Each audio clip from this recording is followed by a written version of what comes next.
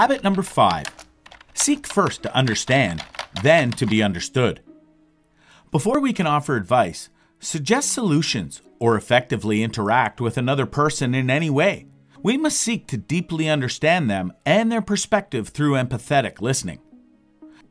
Let's say you go to an optometrist and tell him that you've been having trouble seeing clearly, and he takes off his glasses, hands them to you, and says, "Here, try these.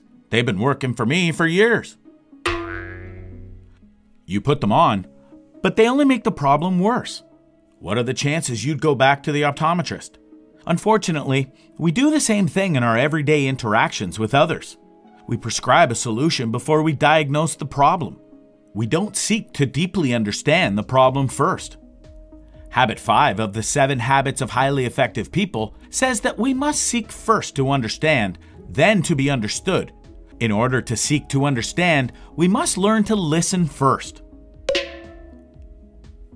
Stephen Covey in the 7 Habits of Highly Effective People remarks, "You have spent years of your life learning how to read and write, years learning how to speak, but what about listening?" To listen empathetically requires a fundamental paradigm shift. Most people listen with intent to reply, not to understand. At any given moment, they're either speaking or preparing to speak. After all, Covey points out, communication experts estimate that 10% of our communication is represented by our words, 30% is represented by our sounds, and 60% is represented by our body language. When we listen autobiographically, in other words, with our own perspective as our frame of reference, we tend to respond in one of 4 ways. 1. Evaluate. Agree or disagree with what is said. 2. Probe. Ask questions from our own frame of reference. 3. Advise. Give counsel based on our own experience. 4. Interpret. Try to figure out the person's motives and behavior based on our own motives and behavior.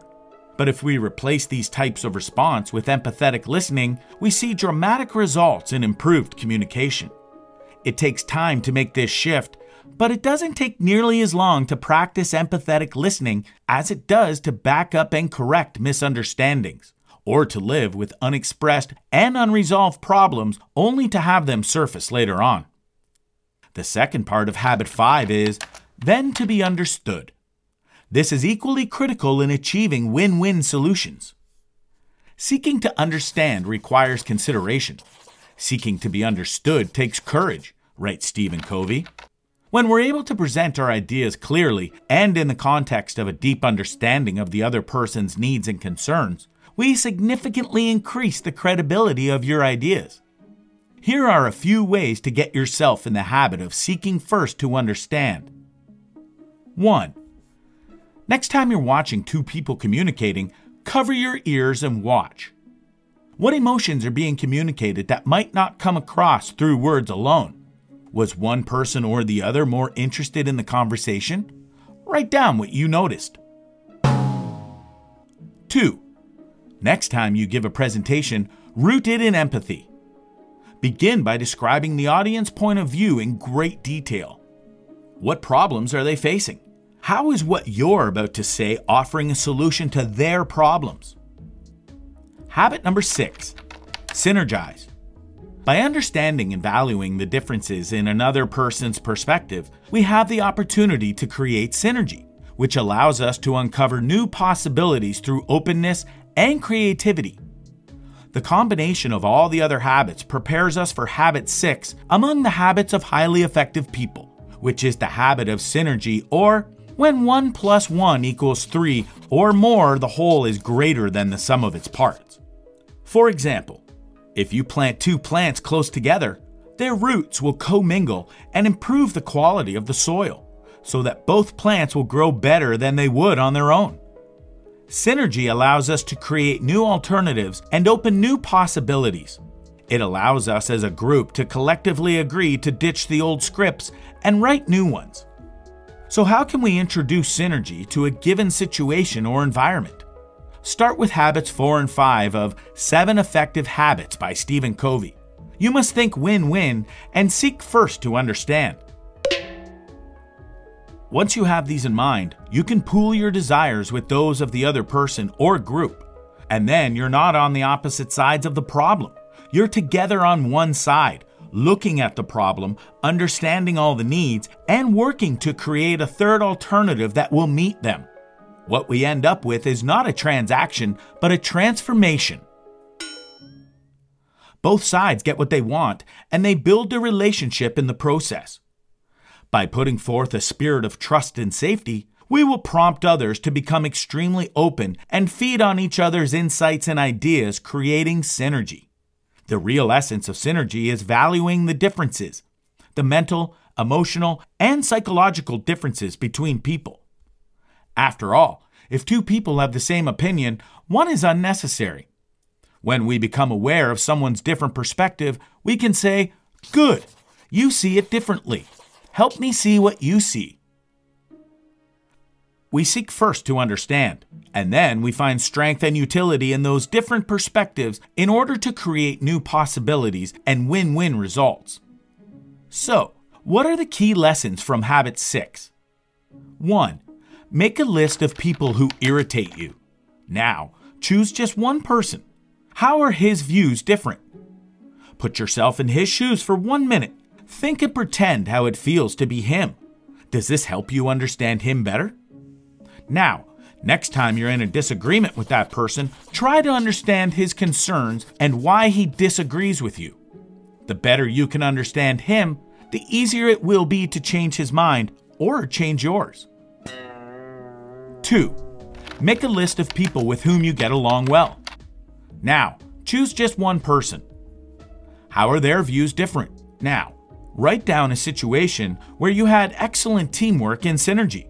Why? What conditions were met to reach such fluidity in your interactions? How can you recreate those conditions again? Habit number 7. Sharpen the saw. To be effective, we must devote the time to renewing ourselves physically, spiritually, mentally, and socially. Continuous renewal allows us to synergistically increase our ability to practice each habit.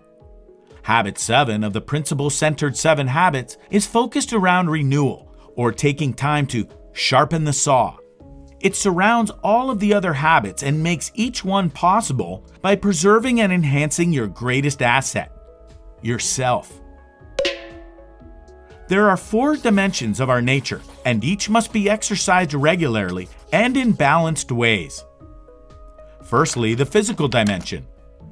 The goal of continuous physical improvement is to exercise our body in a way that will enhance our capacity to work, adapt, and enjoy. To renew ourselves physically, we must eat well, get sufficient rest and relaxation, exercise on a regular basis to build endurance, flexibility, and strength. Focusing on the physical dimension helps develop Habit 1 muscles of proactivity. We act based on the value of well-being instead of reacting to the forces that keep us from fitness. Secondly, the spiritual dimension. The goal of renewing our spiritual self is to provide leadership to our life and reinforce your commitment to our value system. To renew yourself spiritually, you can practice daily meditation, communicate with nature, immerse yourself in great literature or music. A focus on our spiritual dimension helps us practice Habit 2 of 7 Effective Habits by Stephen Covey, as we continuously revise and commit ourselves to our values so we can begin with the end in mind. Thirdly, the mental dimension. The goal of renewing our mental health is to continue expanding our mind. To renew yourself mentally, you can read good literature, keep a journal of your thoughts, experiences, and insights. Limit television watching to only those programs that enrich your life and mind. Focusing on our mental dimension helps us practice Habit 3 by managing ourselves effectively to maximize the use of our time and resources. Fourthly, the social dimension. The goal of renewing ourselves socially is to develop meaningful relationships. To renew yourself socially, you can seek to deeply understand other people, make contributions to meaningful projects that improve the lives of others, maintain an abundance mentality, and seek to help others find success. Renewing our social and emotional dimension helps us practice Habits 4, 5, and 6 by recognizing that win-win solutions do exist, seeking to understand others, and finding mutually beneficial third alternatives through synergy. As we focus on renewing ourselves along these 4 dimensions, we must also seek to be a positive scripter for other people. We must look to inspire others to a higher path by showing them we believe in them, by listening to them empathically, by encouraging them to be proactive. The real beauty of the 7 habits of highly effective people is that improvement in one habit synergistically increases our ability to improve the rest. Renewal is the process that empowers us to move along an upward spiral of growth and change of continuous improvement. So, what are the key actions of Habit 7? 1. Make a list of activities that would help you renew yourself along each of the 4 dimensions. Select one activity for each dimension and list it as a goal for the coming week. At the end of the week, evaluate your performance. What led you to succeed or fail to accomplish each goal? 2. Commit to writing down a specific sharpen the saw activity in all 4 dimensions every week to do them and to evaluate your performance and results. This video is the second part of the 7 Habits of Highly Effective People summary. If you haven't watched the first part till now, we have added a link in the card above and the description below for your convenience. Viewers, if you find this summary of chapters of the 7 Habits of Highly Effective People useful, do subscribe to Mr. Smart and hit the bell button for future updates. Also, join the Smart Club through a link in the pinned comment for illustrations, PDF version, and a detailed quiz for each new animation. Live long, smart living.